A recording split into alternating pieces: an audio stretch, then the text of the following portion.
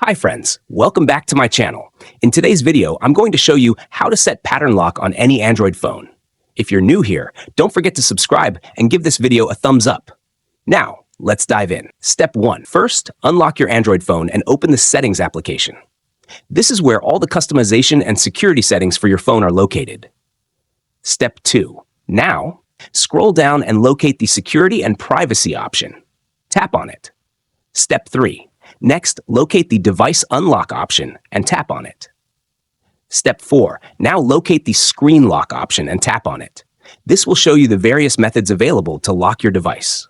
Step 5. At this stage, you will see multiple screen lock types, such as pattern, PIN, password, and biometric options, fingerprint or face unlock, depending on your device model. Step 6. For the last and most important step, choose your preferred lock type. For this tutorial, I will select the Pattern Lock option. Draw your preferred pattern on the screen. Redraw the pattern to confirm your selection. Once confirmed, your new screen lock is successfully set up.